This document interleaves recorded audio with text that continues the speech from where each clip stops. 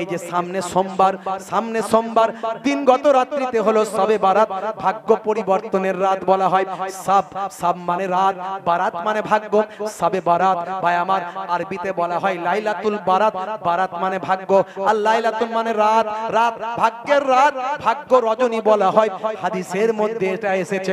হে তরুণ যুবকেরা, হে আমার মুরব্বিয়ানেরা, শুনে রেখে দিন বাবা, জেনে রেখে দিন বাবা, আল্লাহর নবী একদিন আম্মা জান আয়েশা সিদ্দিকা রাদিয়াল্লাহু তাআলা আনহার ঘর থেকে রাতের অন্ধকারে জিবরাইল ফেরেশতা আল্লাহর নবীর কাছে যখন এসে বললেন, জব জিবরাইল ফেরেশতা বললেন, ইয়া রাসূলুল্লাহ হাবিবাল্লাহ, আজকের দিনটা, আজকের রাত্রিটা বড় গুরুত্বপূর্ণ রাত্রি।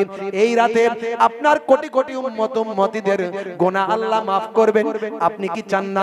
আল্লাহর নবী উঠে বললেন, সোজা চলে গেলেন মসজিদে। ভাই আমার আল্লাহর নবীর স্ত্রী আম্মা জান আয়েশা সিদ্দিকা রাদিয়াল্লাহু তাআলা আনহার ঘর থেকে বেরিয়ে সামনে যেতে হবে, সামনে চলে গেলেন জান্নাতুল বাকি, বিশাল মদিনার গোরস্থান। এই গোরস্থানে ঢুকে পড়লেন। আম্মা জান আয়েশা বলেন, আমিও নবীর পেছু পেছু সেখানে গেলাম, গিয়ে দেখলাম দয়ার নবী ভাই আমার মদিনার গোরস্থানে ঢুকে আল্লাহর দরবারে হাত দুখানা তুলে কেঁদে যারে যার হয়ে উম্মতে মুহাম্মাদির গুনাহ মাফির জন্য আমিন আমিন করে দোয়া চায়। বেশ কিছু সময় হয়ে গেছে, মনে মনে করলেন আয়েশার ঘর থেকে উঠে এসেছি, আয়েশা একা আছে, নবী আমার ভাই আমার চলে গেলেন। চলে গিয়ে আয়েশা তখন ছুটে ছুটে যাতে নবী না দেখতে পান, ছুটে ছুটে গিয়ে বাড়িতে হাঁপাচ্ছেন। আল্লাহর নবী বলেন, আয়েশা হাঁপাচ্ছ কেন? হাঁপাচ্ছ কেন? তুমি কি ভাবছো আমি তোমাকে দেখিনি, আমি তোমাকে জানতে পারিনি, তুমি আমার পেছু পেছু গিয়েছিলে? আল্লাহর নবীকে আল্লাহ এই ক্ষমতা দিয়েছিলেন। আল্লাহর নবী তো এক সময় বলেছিলেন, ইন্নী আরা মা লা তারাউনা ওয়া আসমাউ মা লা তাসমাউন, আমি যা দেখি তোমরা তা দেখো না, আর আমি যা শুনি তোমরা তা শোনো না। হে তরুণ যুবকেরা, হে আমার বন্ধুরা, হে আমার মুরব্বিয়ানেরা, শুনে রেখে দিন বাবা, জেনে রেখে দিন বাবা। তাহলে আল্লাহ বললেন, বান্দারে তোদের ইবাদতের জন্য পাঠিয়েছি। তাহলে ইবাদত মানে শুধু নামাজ নয়, নামাজ তো অবশ্যই ইবাদত, রোজা অবশ্যই ইবাদত, হজ যাকাত অবশ্যই ইবাদত। ইবাদত গুলোর মধ্যে সবচেয়ে বড় ইবাদত হলো নামাজ। নামাজ ছেড়ে দিয়ে কেউ জান্নাতে যেতে পারবে না। আমি আপনাদের মাঝে বলে দিয়ে গেলাম, আমার আল্লাহ বললেন, বান্দারে ইন্না সলাতা তানহা আনিল ফাহশাই ওয়াল মুনকার, নিশ্চয় নামাজ তোমাকে অশ্লীলতা অন্যায় থেকে দূরে সরিয়ে দেবে। ওরে বান্দারে নামাজ ছাড়বি না, নামাজ পড়বি। নামাজ কাজা হয়ে গেলে কাজা পড়বেন, দাঁড়িয়ে পড়তে কষ্ট হলে বসে পড়বেন। ভাই আবার অনেক সুন্নত নফল যদি পড়তে খুবই কষ্ট হয় কিছু ছাড়বেন, কিন্তু ফরজ ও ওয়াজিব গুলো ছাড়বেন না, সুন্নতে মুআক্কাদা ছাড়বেন না। ভাই আমার নামাজটা ছেড়ে দিলে জান্নাত পাওয়া যাবে না। হে তরুণ যুবকেরা, হে আমার মুরব্বিয়ানেরা, সামনে রোজা আসছে, রোজাটা রাখবেন, সামান্য অজুহাত দিয়ে রোজা ছাড়বেন না। বন্ধুরা আমার, তরুণ যুবকেরা, মা আমার মুরব্বিয়ানেরা আমার, রোজা আপনার জন্য আল্লাহ ফরজ করেছেন। যদি রমজানের রোজা ছেড়ে দেন, একটা রোজার কাজা সারা জীবন রাখলেও ওই একটার সমতুল্য হবে না। নামাজ নিয়ে গবেষণা করেছে স্বাস্থ্য বিশেষজ্ঞরা, বলছে নামাজের থেকে ভালো ব্যায়াম আর কি হতে পারে। ইন্টারনেটে যাবেন, আমার নাম লিখবেন, আমি সব বলেছি ওখানে, 20-25 হাজার বক্তব্য আছে আমার ওখানে। আজকে আমি ডিটেইলস বলতে পারবো না, নামাজের মধ্যে কি সায়েন্স আছে, কি ব্যায়াম আছে আমি বলতে পারবো না, ওযু করলে কি লাভ আছে আমি আজকে বেশি বলতে পারবো না। তবে এটুকু বলবো, দিনে রাতে 5 বার যে ওযু করে তার মাইন্ড শান্ত থাকে, মন শান্ত থাকে, তার ব্রেন সুন্দরভাবে কাজ করে, তার উগ্রতা মাথায়, ভাই আমার গরম ব্রেন, মাথায় রাগ ক্ষোভ এগুলো মিটে যায়। আপনি যখন হাত ধুলেন, কনুই ধুলেন, মুখ ধুলেন, ফ্রেশ হলেন, ঘাড়ে মাসা করলেন, আপনার সমস্ত রাগটা তখন তাড়াতাড়ি ঠান্ডা হয়ে সুন্দর বুদ্ধি আমার আল্লাহ মাথায় তৈরি করে দেন। এই জন্য রাগ হয়ে গেলে ওযু কর, 2 রাকাত নামাজ পড়।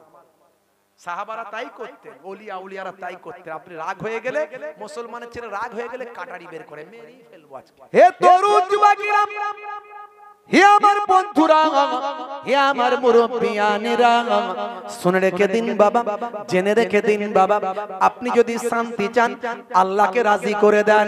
আল্লাহ যদি এখানে প্রচন্ড পানি দিতেন, বসতে পারতাম এখানে, তাহলে আল্লাহ আমাদের বসিয়ে দিয়েছেন। আমার আল্লাহর উপরে সমস্ত ক্ষমতা। পানিটা কোনো মানুষ দেওয়ার চেষ্টা করেনি। এই যে খানিকক্ষণ পানি হলো, কোনো মানুষ কি ওখানে পানিটা চালালো? তাহলে মানুষের বুদ্ধি বেশি?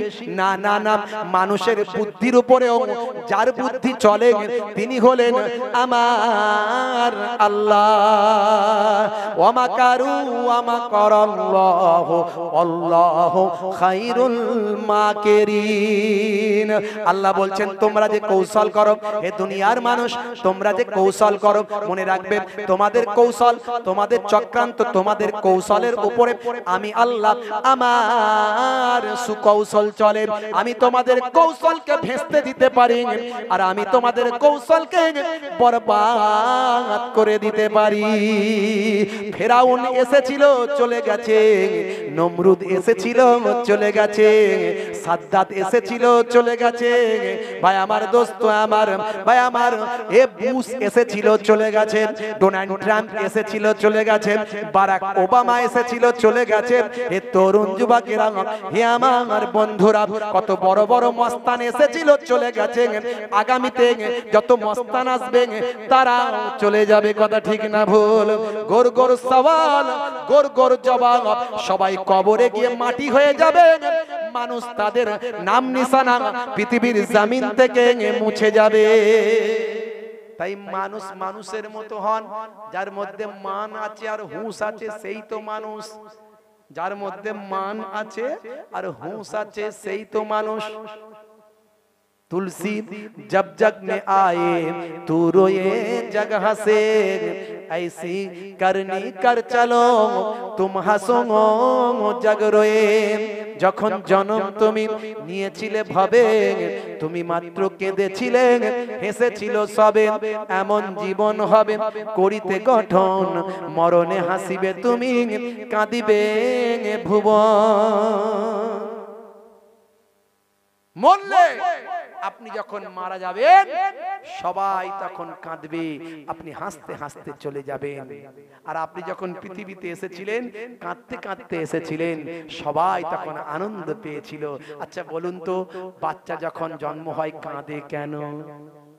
বলতে পারবেন? এই একটা প্রশ্ন আপনাদের দিয়ে গেলাম। বাচ্চা যখন জন্ম হয় কাঁদে কেন? উত্তরটা সার্চ করে বলবেন, আর না পারলে আমাকে জিজ্ঞাসা করবেন, পরে বলে দেব। কাঁদবি, আপনি বলবেন হুজুর জন্মের সময় কি কষ্ট, কি কষ্ট, কি কষ্ট, ওই জন্য কাঁদে, বুঝতে পারছেন না? আচ্ছা বলুন, যেগুলো সিজার করে হয় সেগুলো কি না কাঁদলে ডাক্তার মেরে কাঁদাবে? কাঁদ বেটা, কাঁদবি না মানে মেরে কাঁদায়, ওই কাঁদবে তবে ঠিক হবে। বলে কাঁদলো মানে স্বাভাবিক, না কাঁদলি অস্বাভাবিক। কি সিস্টেম চিন্তা করুন তো। কেন কাঁদে? জন্মের পরে কাঁদবে। আচ্ছা মারলি কেন কাঁদে? নাও তো কাঁদতে পারত। হে তরুণ যুবকেরা, হে আমার বন্ধুরা, হে আমার মুরব্বিয়ানেরা, শুনে রেখে দিন বাবা। তাহলে মনটাকে আগে ভালো করুন। আল্লাহর নবী বলেছেন আত-তাকওয়া হাহুনা। তাকওয়াটা কোথায় আছে? তাকওয়াটা এখানে আছে। এই টুকরো ছোট্ট গোশত, যেটাকে আমরা ইংরেজিতে বলি heart. You are my heart. ওরে বাপ রে, কি মহাব্বত! বলছে ইউ আর মাই হার্ট, তুমি আমার হৃদয়। ওরে সর্বনাশ! দেখেছো হার্টের কাজ কি? হে তরুণ যুবকেরা, আল্লাহর নবী বলেন বাবা, যার এই হৃদয়টা ভালো তার সারা শরীরটা ভালো। যার এই হৃদয়টা খারাপ তার সারা শরীরটা খারাপ। আপনি নামাজ পড়ছেন, চিটিংবাজি করছেন, দাঁড়িয়ে রেখেছেন, ধাপ্পাবাজি করছেন। মুসলমানের ছেলে মিলাদুন নবী দেয়, ঈদের দিনে ফাঁস কাতারে দাঁড়ায়, আবার রাত্রে 9টা বাজলে লাল পানি চালায়। আছে না নাই? আছে না নাই? হে বন্ধুরা আমার, তরুণ যুবকেরা বলতে চায়, রাত্রে যখন 10টা বাজে লাল পানি খেয়ে নিয়ে বউয়ের সামনে এসে স্ত্রীকে কাউকে না পেরে স্ত্রীর সামনে সামান্য বিষয় নিয়ে ঝগড়া চালু করে দেয়। তারপর আর খুশি ঘাসা আর না কিছু পেয়ে দুমদাম কিল মারা, ঘুষি মারা, লাঠি মারা শুরু করে দেয়। সামান্য বিষয় বসে মিটিয়ে নিলি হয়ে যেত ভাই, কিন্তু সেটা গুপগাপ 22440 রাতের বেলা বাড়ির ভিতর থেকে আওয়াজ হয়। হে মুসলমানের ছেলে, আসলে হৃদয়টা কলমাল আছে, তাই মনে রাখবেন আপনার নামাজ, আপনার ইবাদত কোনো কাজে লাগবে না। আপনার হৃদয়টাকে ঠিক করুন। রোল নাম্বার ফাঁকা, খাতা ভর্তি লেখা। আমি বলি মাস্টার খাতা দেখবে না, রোল নাম্বার খাতা, রোল নাম্বার ফাঁকা, খাতা ভর্তি লেখা, কোনো কাজেই লাগবে না। ভাইরা আমার, মোবাইলটা কিনেছেন, সিম কার্ডটা ফাঁকা, মোবাইলে অনেক অ্যাপ দিয়ে ঢাকা, কোনো অ্যাপ কাজে লাগবে না যতক্ষণ না সিম কার্ডটা লাগানো হয়। হে তরুণ যুবকেরা, এই সিম কার্ড আর অন্য কিছু নয়। হে জওয়ান যুবকেরা, রোল নাম্বার আর অন্য কিছু নয়। এটা হলো আপনার আমার হৃদয়। হৃদয়টা যদি ভালো থাকে, সিম কার্ডটা কাজ করে, আপনার আমার ইবাদতটা কাজ হয়। হৃদয়টা যদি ভালো থাকে, রোল নাম্বারটা লেখা থাকে, খাতা ভর্তি ইবাদত, লেখাটা আল্লাহর দরবারে যায়। মার্ক জুকারবার্গ তৈরি করেছে ফেসবুক। ফেসবুক যিনি তৈরি করেছেন নাম কি? মার্ক জুকারবার্গ তৈরি করেছে ফেসবুক। সেখানে ধরা পড়ে, সেখানে দেখা দাঁড়ায় ভাই আমার বন্ধু তার নিজের লোক, যেখানে দাঁড়ায় সেখানে একটা সেলফি নেয়, সঙ্গে সঙ্গে মোবাইলের ফেসবুকে গিয়ে আপডেট দেয়, আর ওপরে হেডিং এ লিখে দেয় কেমন লাগছে ভাই। বন্ধুরা একটু জানতে চায়, কেউ বলে হিরো, কেউ বলে জিরো, কেউ বলে নায়ক, কেউ বলে খলনায়ক। হে তরুণ যুবকেরা, যখন ভালো কমেন্ট আর লাইক দেখতে পায়, হৃদয়টা তার ভরে যায়। হে মুসলমানের ছেলে, মার্ক জুকারবার্গ তৈরি করেছে ফেসবুক। মুসলমানের ছেলেরা তাতে দেখাচ্ছে নিজেদের লুক। লুক যদি ভালো হয় বন্ধু দেয় লাইক, আর লুক যদি খারাপ হয় করে দেয় সেটা সাইড। আমি আপনাদের মাঝখানে তাই বলে দিয়ে যাই, আপনার আমার হৃদয়টা হলো ফেসবুকের নাই। এই ফেসবুক ভাই আমার, দোস্ত আমার, আমি এর নাম দিয়েছি, এই হৃদয়টার নাম দিয়েছি ফেসবুক। এখানে ধরা পড়ে আপনার আমার জীবনের লুক, আপনার আমার জীবনের লুক। লুক যদি ভালো হয়, এখানে ফারিস্তা দেয় লাইক, আর লুক যদি খারাপ হয় ফারিস্তা করে দেয় সাইড। হে মুসলমান, হৃদয়টা ভালো করে নেন, এরপর আল্লাহর ইবাদতে লেগে যান। আল্লাহ বললেন, বান্দারে তোদের আমি ইবাদতের জন্য পাঠিয়েছি। এই পৃথিবীটা হলো পরীক্ষাগার, এখানে যেমন পরীক্ষা দিবি, কাল কিয়ামতে পুরস্কার তেমন পাবি। কথা বোঝা যাচ্ছে কিনা জানি না, বুঝতে পারছেন কথা? বলে হুজুর ঝড়ের মতো বলছেন, কি আর বুঝবো, আসলে হাতে তো আমার সময় কম, আমি তো উঠেছি লেটে, এসেছি অনেক আগে, পরিবেশ পরিস্থিতি সেরকম ছিল না, তাই উঠতে হয়েছে লেটে, তাই হাতে সময় কম। আমাকে এখানে আর 25 মিনিট আমি থাকবো, বুঝতে পারছেন? তাহলে আমাকে সেই মতো বলতে হবে, তাই একটু তাড়াতাড়ি বলছি, একটু বুঝে নেবেন বাপেরা আমার, বুঝে নেবেন, খুব ছোট করে। হে তরুণ যুবকেরা, হে আমার বন্ধুরা, আল্লাহ বললেন বান্দারে ইবাদতের জন্য পাঠিয়েছি। তবে ইবাদত মানে শুধু নামাজ নয়, শুধু রোজা নয়, শুধু হজ নয়, শুধু যাকাত নয়। ওজনে ঠকাবি না, এটা ইবাদত। ওজনে ঠকাবি না, ঠকাই না কেন? একটু মাল সাইজ করতে পারলি ব্যাস, মাল ঢুকে যাবে পকেটে। ওজনে ঠকাবি না, শূন্য বাড়াবি না। যারা শূন্য লেখে, বুঝতে পারছেন না, হিসাব রাখে, হিসাব রাখে, মাঝে মাঝে একটা শূন্য মারতে পারলি 100 সঙ্গে 1000 লে মাল লেগে গেল, বুঝতে পারছেন, ছক্কা।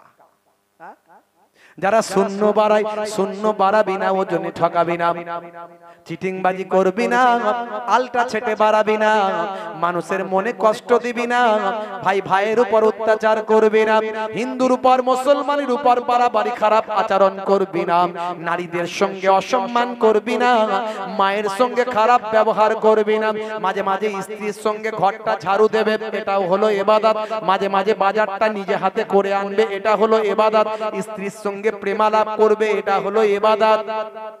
মুসলমানের ছেলেরা নবীর দেখানো প্রেম করে না, এরা শাহরুখ খানের দেখানো প্রেম করে। ভ্যালেন্টাইন ডে আছে না নাই? হ্যাঁ, ভ্যালেন্টাইন ডে করবে, আজকে এই মেয়ে কালকে ওই মেয়ে, আজকে এই ছেলে কালকে ওই ছেলে, আছে না নাই? এই অবৈধ সম্পর্ক। 14ই ফেব্রুয়ারি আমি মালদা থেকে ফিরছিলাম, রাস্তায় যে মোটরসাইকেলে কত কাপতি ঘুরে বেড়াচ্ছে, তার কোনো সীমা পরিসীমা নাই। আমি মনে মনে চিন্তা করছি, যদি এরা বিয়ে করে তবে তবুও ভালো, যদি না করে কি হবে তাহলে বলো? যে ছেলেটা বিয়ে করবে সে কি অরিজিনাল পেলো? হ্যাঁ, সে তো ভেজাল মাল পেলো। বলে হুজুর জানেন না, ভেজালে ভরে গেছে, সবই ভেজাল, সবই ভেজাল। ইসলাম বলেছে বিবাহের পূর্বের প্রেম অবৈধ, হারাম। এরা শাহরুখ খানের ভক্ত, বুঝতে পারছেন? এই যে দেখলেন না কদিন আগে ভারতের টেনিস তারকা নাম হলো সানিয়া মির্জা, আর পাকিস্তানের অলরাউন্ডার ক্রিকেটার নাম হলো শোয়েব মালিক। এদেশে খেলতে এলো, প্রেম ভালোবাসা জমে গেল। ভাই আমার, এদেশের মেয়ে ওদেশের বৌমা হলো, ওদেশের ছেলে এদেশের জামাই হয়ে গেল। বেশ ভালোই চললো, কিছুদিন পরে আবার দেখা গেল আর ভালো লাগে না, বলে তুই তোর দেশে যা, আমি আমার দেশে থাকি। হাই রে সর্বনাশ! বলে আর হবে না, আর সম্পর্ক থাকবে না, ব্যাস ডিভোর্স হয়ে যাবে। বলে ডিভোর্সও হয়নি এখনো, তার আগেই বলে আর পছন্দ নয়, আর লাগবে না, সব শেষ। হাই রে হাই! ভাইরা আমার, কিছুদিন পরেই খবর পাওয়া যাচ্ছে শোয়েব মালিক নাকি আবার একটা ওখানে নায়িকা ধরে নিয়েছে। এদিকে সানিয়া মির্জা বলছে, ধরে যখন নিয়েছিস তাহলে আমি এখানে খুঁজে দেখি কে ফাঁকা আছে। দেখতে জাহির খানকে পেয়ে গেছে, বলছে জাহির খানের সঙ্গে আমি লাগিয়ে দেবো, অসুবিধা নাই। ছি ছি ছি ছি! এদের ভক্ত মুসলমানের ছেলে, তাদের চরিত্রটা কেমন হবে? নবী বলছে প্রেম কাকে বলে শোনো। আমি রাসূলুল্লাহ সাল্লাল্লাহু আলাইহি সাল্লাম বিবি আয়েশা যে জায়গায় মুখ দিয়ে পানি পান করেছেন, আমার নবী সেই জায়গায় মুখ দিয়ে পানি পান করে স্ত্রীর ভালোবাসার নিদর্শন দেখিয়েছেন। নবী বলেছেন মাঝে মাঝে যখন তুমি সময় পাবে, স্ত্রীর সঙ্গে রান্নায় ছোট ছোট কাজগুলোতে সহযোগিতা করবে। ওয়া ইয়াকুমুল বাইতা ওয়া ইয়াহলিবুনা সাতা ওয়া ইয়াকিতা সাওবাহু ওয়া ইয়াকসিবা নালাহু ওয়া ইয়াহমিলু বিজাতিন মিনাস সুক। নবী আমার ঘরে ছোট ছোট কাজ স্ত্রীর সঙ্গে করতেন, রান্নায় সহযোগিতা করতেন, মাঝে মাঝে ঘরটা নিজে হাতে ঝাড়ু দিতেন, মাঝে মাঝে ভাই আমার দোস্ত আমার, মাঝে মাঝে ছেঁড়া জামাটা নিজে হাতে সেলাই করতেন। আচ্ছা বলুন তো, আপনার জামা আপনি সেলাই করছেন, স্ত্রীর জামা একটু সেলাই করে দিচ্ছেন, মাঝে মাঝে ঘরটা ঝাড়ু দিচ্ছেন, মাঝে মাঝে স্ত্রীর সঙ্গে রান্নায় সহযোগিতা করছেন, প্রেম ভালোবাসা বাড়বে না কমবে? জোরে বলেন। স্ত্রী তো বলবে, ওরে বাপ রে বাপ, এইরকম স্বামী আমি ভাগ্য কপাল জোরে পেয়েছি। কথা ঠিক না ভুল? বলে হুজুর এগুলো কি মেয়েদের কাজ? ভাই আমি বলিনি যে আপনি মেয়ে হয়ে সব সময় থাকুন, কিন্তু স্ত্রীর প্রেম ভালোবাসা বাড়ানোর জন্য, স্ত্রীর সঙ্গে মহাব্বত ভালোবাসা প্রেমকে বাড়ানোর জন্য নবী যেগুলো কাজগুলো করেছেন, নবীর কাছ থেকে শেখার জন্য বলছি। বন্ধুরা আমার, আজকে আমাদের ঘরে ঘরে দেখবেন নবিয়ানা প্রেম যদি আমরা করতাম, তাহলে আমাদের এত স্বামী স্ত্রীর মধ্যে গন্ডগোল হতো না, এত আমাদের ডিভোর্স হতো না, এত মনোমালিন্য হতো না। আজকে স্বামী স্ত্রীর মহাব্বত নাই কেন? তার কারণ হচ্ছে রাসূলের আখলাক, রাসূলের চরিত্র আমরা ভুলে গেছি। আমি ভাইদের বলছিলাম, আল্লাহ চাইলে আমার পানি এখনই থামিয়ে দেবেন, তোমরা চিন্তা করছো কেন? চিন্তা করছো কেন? খালি তাওয়াক্কাল তো আল্লাহ বলো, আল্লাহর উপর ভরসা রাখি বলো। আরে আল্লাহ যেটা আমাদের জন্য করে, আমরা প্রথমে মনে করি খুব খারাপ জিনিস হচ্ছে, কিন্তু না, আল্লাহ যেটা করে, বান্দা যদি আল্লাহর উপরে ভরসা রাখে, আল্লাহ বান্দার ভালোর জন্যই করে। জোরে হবে না? আজকে মুসলমান চিন্তা করুন তো দেখি, আজকে আমরা মুসলমান বেনামাজি, রোজাদার, রোজা নাই, নামাজ নাই, শরীয়তের হুকুম মানি না। মুসলমানের ছেলে সুদখোর, গাঁজাখোর, তারিখোর, বেনামাজি। ভাই আমার, অন্যায়, অত্যাচার, অবিচার, ছোটদের স্নেহ করি না, বড়দের সম্মান করি না, পিতামাতার খেদমত করি না, দেখাশোনা করি না, বাপের সঙ্গে সন্তানের ঝগড়া, মায়ের সঙ্গে সন্তানের ঝগড়া, বাপ বেটায় গন্ডগোল, মামা ভাগনায় গন্ডগোল, ভাই ভাইয়ে গন্ডগোল। আজকে মুসলমানের এত দল মত মাযহাব সিলসিলা, এটা ওই দলের মানুষ, ওটা ওই দলের মানুষ, এটা হানাফি, এটা সাফি, এটা মালিকি, এটা হাম্বলি, এটা তাবলীগ, এটা দেওবন্দি, এটা ফুরফুরা, এটা চরমোনাই, এটা আজানগাছি, এটা জোনপুরি, এটা পীরপন্থী, এটা আহলে হাদিস, এটা লামাযহাবি, এটা বেরলভি, কত দল কত মত। আজকে আমরা দিন ভুলে গেছি, নামাজ ভুলে গেছি, মসজিদ বিরান হয়ে পড়ে আছে। চাচা মাগরিবের নামাজে কজন? বলে বাবা আর বলো না, মাগরিবের নামাজে 7 জন। চাচা ঈশার নামাজে কজন? বাবা বলো না, ঈশার নামাজে 4 জন। চাচা ফজরের নামাজে কজন? বাবা বলো না, ফজরের নামাজে 2 জন। এই তো ইমাম সাহেব বসে আছে, 80% লোক নামাজ পড়েনি মুসলমান। জুম্মার দিনে 2 রাকাত পড়ে, বছরে ঈদ বকরা ঈদ পড়ে। তো আচ্ছা বলুন তো, আমাদের মসজিদ বেদখল হবে না তো কার হবে? খালি আমরা চিৎকার করছি আমাদের মসজিদ বেদখল হয়ে গেল। হায় হায় হায়, তারা ঘোষণা করে দিয়েছে আমাদের একটার পর একটা অনেকগুলো মসজিদ নাকি তারা নিয়ে নেবে, ঘোষণা করে দিয়েছে। আমাদের মসজিদ বেদখল হয়ে গেল, বেদখল হয়ে গেল। তো হবে না তো কি? তুমি তো নামাজি নয়, তুমি তো নামাজই পড়োনি, তোমার মসজিদ তো বেদখল হবে। মুসলমান আজকে আমরা লাঞ্ছিত, অপমানিত, লজ্জিত। তার কারণ আমরা দিন ভুলে গেছি, শরিয়ত ভুলে গেছি, ইসলাম ভুলে গেছি, নামাজ ভুলে গেছি, রোজা ভুলে গেছি। একদিকে যেমন সাধারণ মানুষের এই অবস্থা, আর একদিকে বক্তারা, এক বক্তা আর এক বক্তার বিরুদ্ধে ঝগড়া, গালমন্দ, কুটুক্তি, অশ্লীলতা, ভাই আমার অকথ্য কথা ভাষা, ভাই আমার নিন্দা, গীবত, এই চলছে। তো হবে না তো কি? ওলিদের শান নিয়ে আমরা কটূক্তি করছি, ওলি আউলিয়াদের বিরুদ্ধে আমরা খারাপ কথা বলছি, বাজে কথা বলছি, ওলিদের বিরুদ্ধে কথা বলছি, ভাই আমার বুজুর্গদের বিরুদ্ধে কথা বলছি। এই বলতে বলতে একেবারে সাহাবাদের বিরুদ্ধে এক শ্রেণীর মানুষ, এক শ্রেণীর মোল্লা মৌলবী, নামধারী মৌলবী, তারা সাহাবাদের বিরুদ্ধে কটূক্তি করছে। তো আমাদের উপর গজব আসবে না তো কাদের উপর আসবে বলুন তো? হ্যাঁ, এই যে আদিনা মসজিদে আপনারা দেখেছেন, মালদার আদিনা মসজিদ শুনেছেন, নাম শুনেছেন? আদিনা মসজিদ ইতিহাসের নাম করা মসজিদ, ইতিহাসের নাম করা মসজিদ, চতুর্দশ শতকের। ভাই আমার আজ থেকে কিছু কম বেশি প্রায় ভাই আমার শত শত বছর আগের সেই পুরানো মসজিদ, যে মসজিদটা তৈরি করেছিলেন সেকেন্দার শাহ, সেকেন্দার শাহ, বাদশাহ সুলতান সেকেন্দার শাহ তৈরি করেছিলেন মালদা পান্ডুয়ায়। মালদা টাউন থেকে কিছুটা যাবে, পান্ডুয়া বলে জায়গা, ওই জায়গায় ভাই আমার আদিনা স্টপেজ আছে, আদিনা স্টেশন আছে। এই আদিনা হচ্ছে জায়গার নাম, আদিনা জায়গার নাম, সেখান থেকে জায়গাটার নাম হয়ে গেছে আদিনা মসজিদ। এখন কিছু মানুষ যারা মানুষে মানুষে অশান্তি চায়, ঝামেলা চায়, মনোমালিন্য চায়, বিভাজন চায়, যারা ধর্ম নিয়ে রাজনীতি করে, তারা বলছে এটা আদিনাথ মন্দির, এটা মসজিদ নয়, আদিনাথ মন্দির। কথা বুঝতে পারছেন? আচ্ছা ভাই, কি লজিক আপনার?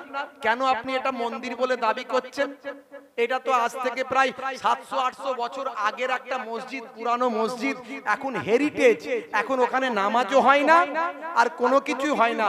লোক ওখানে দর্শন করতে যায়, দেখতে যায়, হিন্দুও যায়, মুসলমান যায়, খ্রিস্টান যায়, সবাই যায়, বিদেশিরা আসে, দর্শন করে। একটা বিশাল জায়গা, বিশাল বড় মসজিদ। সারা ভারতবর্ষে এত বড় মসজিদ এখনো পর্যন্ত নাই। সারা পৃথিবীতে কটা আছে বলা যাবে না, জানা যায় না।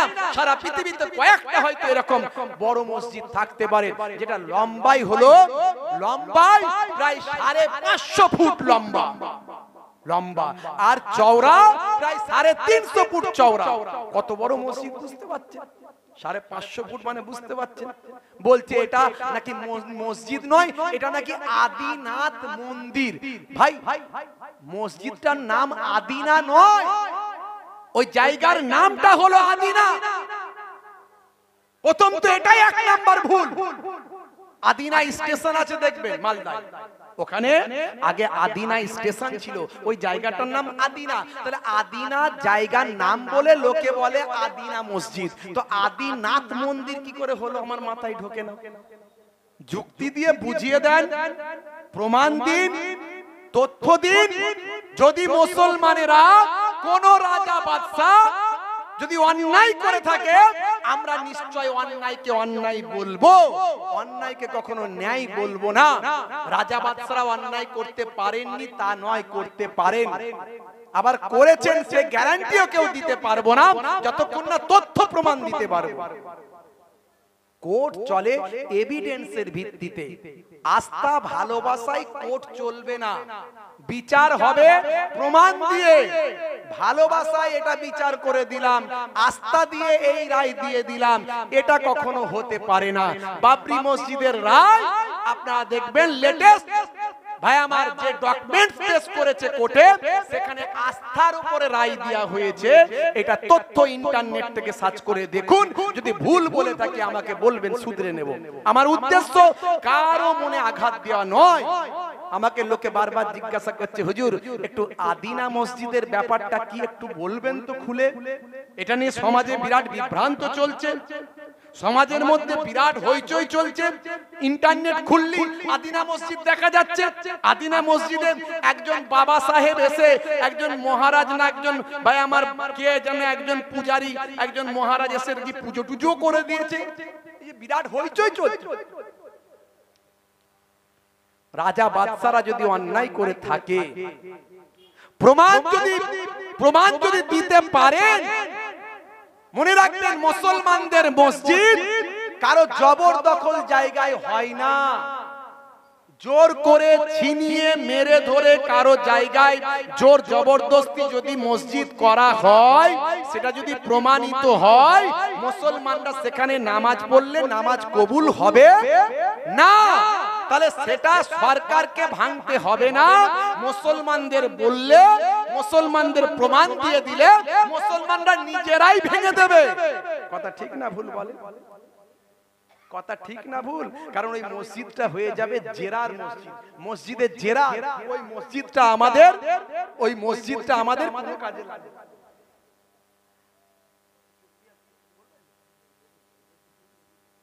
রোডে গাড়ি রেখে দিয়েছে, গাড়িটা একটু পরিষ্কার করেন, লাইনটা ক্লিয়ার করেন। 4 চাকা গাড়ি রেখে দিয়েছে, রাস্তা ক্লিয়ার করেন। বাপেরা আমার, কি বললাম বুঝতে পারছেন? কারো জবরদখল জায়গায় যদি মসজিদ করা হয়, সেই মসজিদটা মসজিদে জেরার হয়ে যাবে, ওই মসজিদ না। কিন্তু কোর্ট তো প্রমাণ করতে পারলো না। কোর্ট বলল আমরা আস্থার উপরে রায় দিচ্ছি।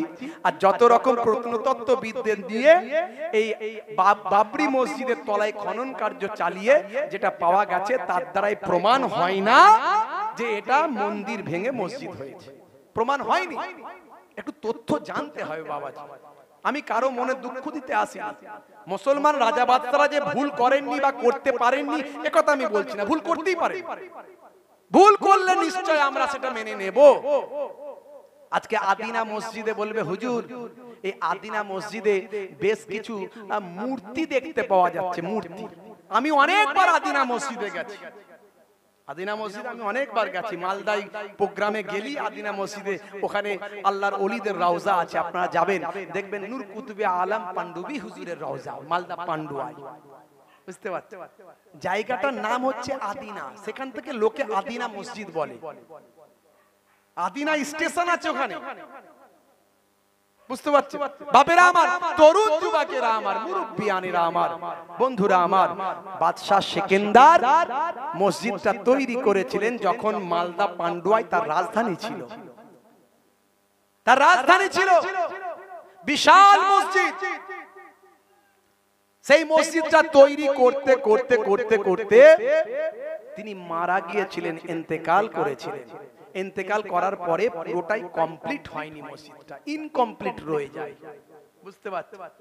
ওনার ওখানে উনি চেয়েছিলেন ওখানেই ওনার রওজা করা হবে, তো রওজা ছিল, পরবর্তীকালে ভাই আমার দীর্ঘ এতগুলো বছরে তার রওজাটা ভেঙে গেছে, ভেঙে গিয়ে মাটিটা প্লেন হয়ে গেছে।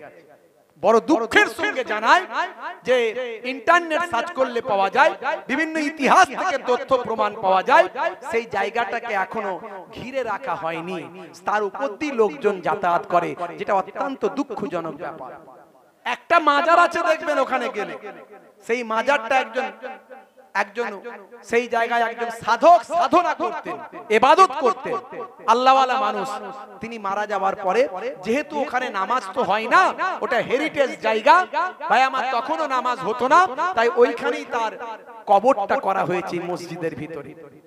এই বাদশা সেকেন্দার শাহ তিনি এই মসজিদ করার পরে পুরো কমপ্লিট না হয়েই তিনি ইন্তেকাল করেন।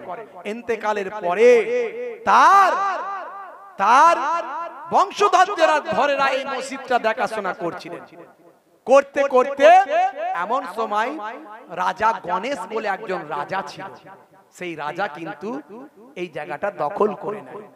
দখল করার পরে মসজিদ বন্ধ হয়ে গেছে, নামাজ আর হয় না, সেখানে আর নামাজ চলে না।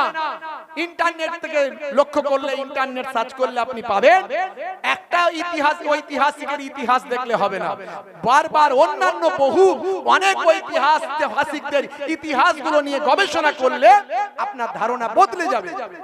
দেখবেন যে কয়েকটা, আচ্ছা যদি মন্দির থেকে মসজিদ হয় তাহলে সমস্ত ভাই আমার নিদর্শন ভেঙে মসজিদ হয়ে গেল, আর 5-7টা মাত্র ইট, যেগুলো তো মূর্তি আছে, স্ট্যাচু আছে, সেই 5-7টা ইট রাজা সেকেন্দার এত বোকা ছিল যে ওটাকে রেখে দিল, আর সব বাকি ভেঙে সব প্লেন করে দিল, দিয়ে নতুন করে গাঁথনি করলো। নিশ্চয় এটা করেনি, নিশ্চয় এটা করেনি। তাহলে এটা কি করে হলো? দেখবেন যেগুলোতে মূর্তি আছে সেগুলো মেন জায়গায় লাগানো আছে, মেহরাব মেম্বারের উপরে মূর্তি আছে, চোখে গেলি সামনে পড়বে এমন জায়গায় মূর্তি আছে। ওই ঐতিহাসিকরা বলছেন রাজা গণেশের সময় কিছু কুচক্রী মানুষ ধর্ম নিয়ে রাজনীতি করার জন্য, বিভাজন করার জন্য তারা এই জিনিসগুলো তারা তখন সেই সময় করেছিল। রাজা গণেশ যখন রাজত্ব করেছিল তখন এটা মসজিদ ছিল না, মুসলমানরা ওখানে যেতে পারতো না, নামাজ তখন হতো না। পরবর্তীকালে রাজা গণেশের ছেলে নাম হলো যদু, যিনি পরবর্তীকালে ইমানদার হয়ে গিয়েছিলেন, জালালউদ্দিন সম্ভবত তার নাম হয়ে গিয়েছিল। তিনি আবার ওখানে নামাজ শুরু করেছিলেন, আবার ওখানে কাজ শুরু করেছিলেন। নামাজ পড়া হয়নি, কিন্তু ওই জায়গাটা তিনি আবার ফিরে পেয়েছিলেন। তো এই হলো তার ইতিহাস। এইভাবে সেখানে আজকে সেই কতগুলো ভাই আমার ছবি দেখিয়ে, স্ট্যাচু দেখিয়ে বলা হচ্ছে যে এটা আসলে মন্দির ছিল, এখন মসজিদ হয়েছে। আমি বলবো বাবা, হিন্দু মুসলমানের কোনো দ্বন্দ্ব নাই। আজকে বড় ভালো লাগছে যে এই একটা আদিনা মসজিদে পুজো পার্বণ করে ফেললো কিছু মানুষ, কিন্তু তারপরেও মুসলমানরা শান্তভাবে কোর্টের উপর, আইনের উপর, পুলিশের উপর আস্থা রেখেছে। আমার হিন্দু ভাইরাও কত ভদ্রভাবে এই বিষয়ের উপর কোনো বাজে মন্তব্য করেননি। আমরাও বলতে চাই, হিন্দু আর মুসলিম মোরা দুই সহোদর ভাই, এক বৃন্তে দুটি কুসুম, এক ভারতে ঠাই। ঝড় যখন আসে আমার মুসলিম ভাইয়ের বাড়িতেও পড়ে আর হিন্দু ভাইয়ের বাড়িতেও লাগে। বন্যা যখন আসে মুসলিম ভাইয়ের বাড়িটাও বিপদে পড়ে, বন্যায় পড়ে, হিন্দু ভাইয়ের ভাইটাও বিপদে পড়ে। ভাই আমার ব্লাড ব্যাংকে যখন আমরা ব্লাড ব্যাংকে রক্ত নিতে যাই তখন একবারও জিজ্ঞাসা করি না এই মুসলমানের রক্ত হলে দেবে কি হিন্দুর রক্ত হলে দেবে। ভাই হিন্দুর রক্ত হলে দিও না, এই মুসলমানের রক্ত হলে দিও না, আমরা এটা বলি না। তাহলে কিসের বিভাজন? এক শ্রেণীর মানুষ বিভাজন করছে, এখন তো এটা মসজিদ নয়। তাহলে আমাদের চিৎকার করার দরকার নাই। যারা এই আদিনা আদিনা নিয়ে চিৎকার করছেন, আমি বলবো চিৎকার বন্ধ করুন। আসল ইতিহাসটা আমি বলার চেষ্টা করলাম আমার সাধ্যমতো জ্ঞান থেকে। আমি ইন্টারনেট থেকে বিভিন্ন রকম ভাবে ইতিহাস থেকে বিভিন্ন পড়াশোনা করে জেনে আপনাদের মাঝখানে একটা ছোট্ট জিস্ট বলে দিলাম। অনেকেই দেখছি আদিনা আদিনা খুব চিৎকার করছে, ইন্টারনেটে ভাইরাল হচ্ছে, প্রচুর রিপোর্ট হচ্ছে। এইভাবে বিভ্রান্ত ছড়াবেন না। কেউ বলছে ওটা ভাই আমার আদিনাথ মন্দির ছিল, কেউ বলছে না এইখানে ভেঙে করা হয়েছে, নানা রকমের কথাবার্তা। আমি বলবো ইতিহাস জানুন, আর যদি না জানেন তো কোর্টের উপর ভরসা রাখুন। কখনো এটা করা উচিত হয়নি। কোনো একটা জায়গায় গিয়ে, কোনো একটা ধর্মস্থানে গিয়ে, আমি কোনো একটা মন্দিরে গিয়ে, কোনো একটা গির্জায় গিয়ে আমি যদি নামাজ পড়ে ফেলি, এটা কিন্তু শোভনীয় নয়। এটাও এক শ্রেণীর মানুষকে আঘাত দেওয়া হবে। তাই কাউকে আঘাত দেওয়া কখনো উচিত নয়। মানবিকভাবে কাউকে আঘাত দেওয়া উচিত নয়। সে মুসলমান হোক, হিন্দু হোক, খ্রিস্টান, জৈন, বৌদ্ধ হোক, সবই আপনার ভাই। কথা ঠিক না ভুল? তবে মনে রাখবেন, আমার দেশে আমি মনে করি দুই শ্রেণীর মানুষ বাস করে, একটা হলো ভালো, একটা হলো মন্দ। মুসলমানদের মধ্যেও ভালো আছে, খারাপও আছে। সবচেয়ে ভালো তা বলবো না। হিন্দু ভাইদের মধ্যেও ভালো আছে, খারাপ আছে। খ্রিস্টান, জৈন, বৌদ্ধের মধ্যে ভালো আছে, খারাপ আছে। সবাই কিন্তু খারাপ নয়। তাই ভালো মানুষগুলোর সঙ্গে আমাদের মিশতে হবে, ভালো মানুষগুলোর সঙ্গে আমাদের মিল মহব্বত ঠিক রাখতে হবে।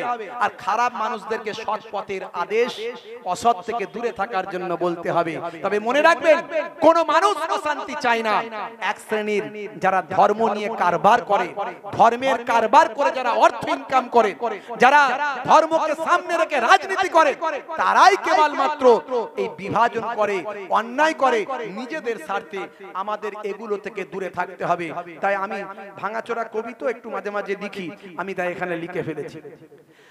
আজ মানুষগুলো কত খারাপ হলো, দেখো সাম্প্রদায়িকতায় মেতেছে। হিন্দু মুসলিম করে বিভাজন তাস খেলে গদিতে আজ তারা বসেছে।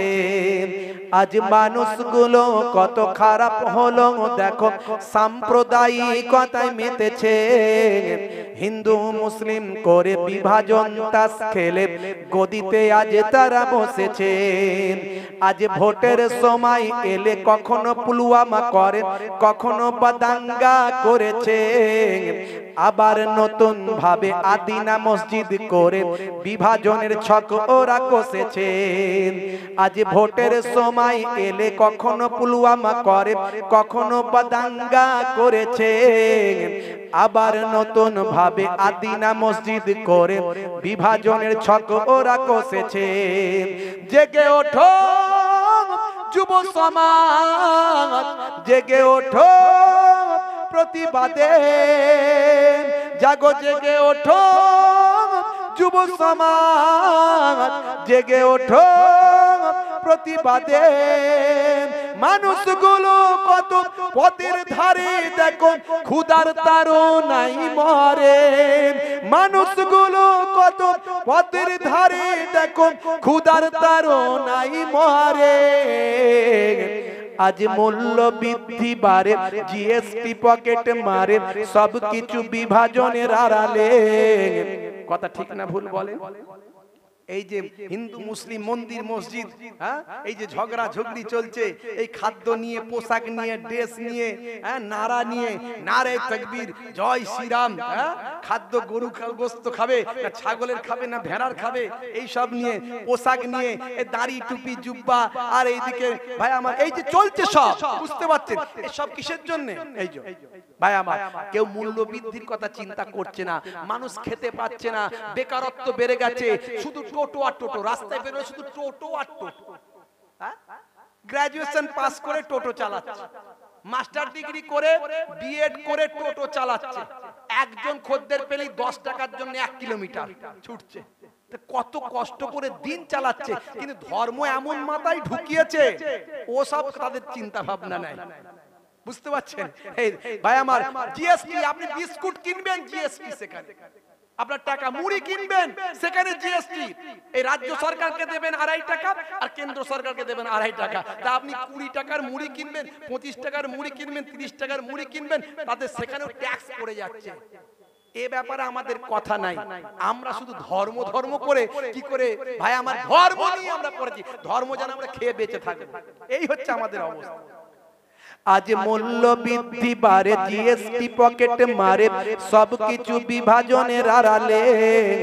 রঙ্গিলা রাসূল সিনেমা কার্টুন সবকিছু সবটাই বিভাজনের তরে। আজ মূল্য বৃদ্ধি বাড়ে, জিএসটি পকেট মারে, সবকিছু বিভাজনের আড়ালে। রঙ্গিলা রাসূল সিনেমা কার্টুন সবকিছু সবটাই বিভাজনের তরে। জেগে ওঠো যুব সমাজ, জেগে ওঠো প্রতিবাদে। মানুষগুলো আজ পথের ধারে দেখো খোদার তাড়নায় মরে। মানুষগুলো আজ পথের ধারে দেখো খোদার তাড়নায় মরে। আজ মানুষগুলো কত খারাপ হলো দেখো, সাম্প্রদায়িকতায় মেতেছে। হিন্দু মুসলিম করে বিভাজন তাস খেলে গদিতে আজ তারা বসেছে। আজ মানুষগুলো কত খারাপ হলো দেখো, সাম্প্রদায়িকতায় মেতেছে। হিন্দু মুসলিম করে বিভাজন তাস খেলে গদিতে আজ তারা বসেছে। আজ ভোটের সময় এলে কখনো পুলওয়ামা করে, কখনো বাদাঙ্গা করেছে। আবার নতুন ভাবে আদিনা মসজিদ করে বিভাজনের ছক ওরা কষেছে। আজ ভোটের সময় এলে কখনো পুলওয়ামা করে, কখনো বাদাঙ্গা করেছে। আবার নতুন ভাবে আদিনা মসজিদ করে বিভাজনের ছক ওরা কষেছে। জেগে ওঠো যুব সমাজ, জেগে ওঠো প্রতিবাদে।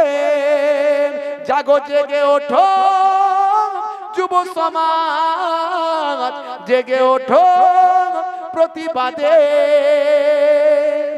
জোরে হবে না সুবহানাল্লাহ। হিন্দু মুসলিম সব সময় মিলেমিশে চলবেন, মনে রাখবেন এটা আমাদের সেই সম্প্রীতির ভারত, যে ভারতে আমরা ইংরেজদের বিরুদ্ধে একসঙ্গে লড়াই করেছি।